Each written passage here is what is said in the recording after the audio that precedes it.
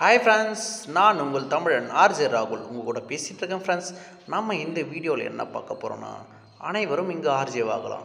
ஆண் பெண் உட்பட அனைவருமே இந்த ஃப்ரெண்ட் ஆப்பில் வந்து ஆர்ஜே ஆகலாம். அந்த ஆர்ஜே எப்படி ஆகிறதுன்னு தான் சொல்லிட்டு தான் நம்ம இந்த வீடியோவில் பார்க்க போகிறோம். ஃப்ரெண்ட்ஸ், அதுக்கு முன்னாடி நம்மளோட சேனலை வந்து சப்ஸ்கிரைப் பண்ணாதுங்க, சப்ஸ்கிரைப் பண்ணிக்கோங்க.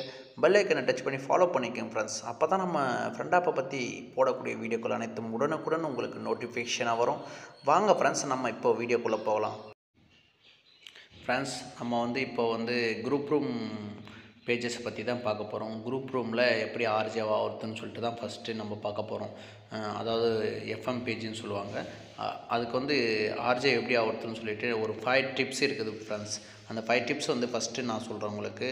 ஃபஸ்ட்டு டிப்ஸ் என்னென்னா, நீங்கள் வந்து ஃப்ரெண்ட் ஆப்பில் குறைஞ்சது ஒரு நாளைக்கு வந்து ஒரு ½ அன் ஹவராவது வந்து டைம் ஸ்பெண்ட் பண்ணி ஆகணும். அங்கே இருக்க நம்ம தமிழ் பேஜுகள் வந்து நிறைய இருக்குது. அந்த பேஜில் ஏதாச்சும் ஒரு பேஜ் உங்களுக்கு பிடிச்ச பேஜாக இருக்கலாம், ஏதாச்சும் ஒரு பேஜ் இருக்கலாம். அங்கே போய்ட்டு கண்டிப்பாக நீங்கள் ஒரு ½ அன் ஹவராக டைம் ஸ்பெண்ட் பண்ணி அங்கே பேசணும். இரண்டாவது டிப்ஸ் என்னென்னா, அங்கே இருக்கிற உங்களுடைய ஃப்ரெண்ட்ஸ் யூஸர்களுக்கு ஆர்ஜேகளுக்கு வந்து கண்டிப்பாக நீங்கள் வந்து கீழே கமெண்ட் பண்ணுங்கள். கமாண்டு அந்த பேஜில் லைக் பண்ணுங்கள். கமெண்ட்ஸ்லாம் நிறைய பண்ணும்போது உங்களுக்கு ஹெல்த்தான, அது ஆக்சுவலி நல்ல ஒரு கமெண்ட்ஸாக இருக்கும் பட்சத்தில் கண்டிப்பாக அப்படி தான் பண்ணி ஆகணும். தவறான பேட் வேர்ட்ஸ் யூஸ் பண்ணிலாம் பேசக்கூடாதுல்ல.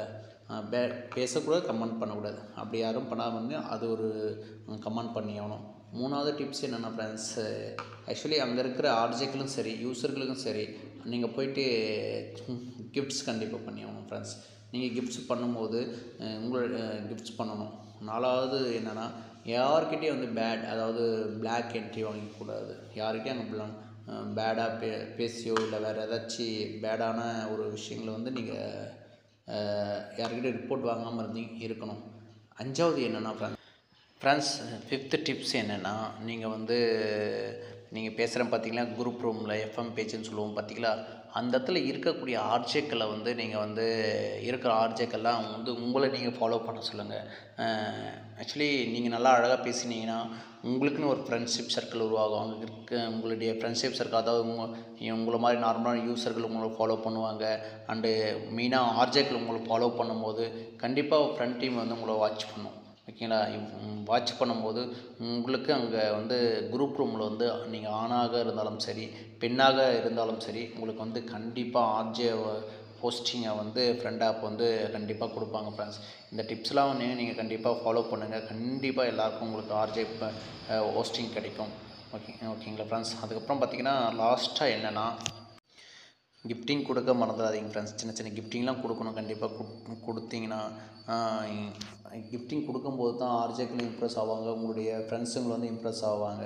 அப்போ தான் வந்து அவங்களும் உங்களை ஃபாலோ பண்ணுவாங்க. ஃப்ரெண்ட்ஸ், அப்போ தான் வந்து உங்களுக்குன்னு ஒரு பேஜஸ் கிடைக்கும்.